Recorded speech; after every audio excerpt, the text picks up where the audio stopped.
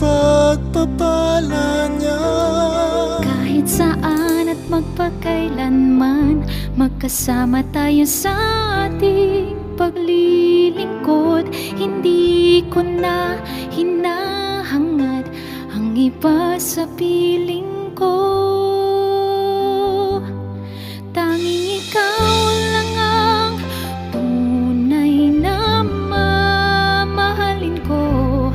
Tanging ikaw lang, ito ang ipinapangako ko sa Diyos. Hindi ko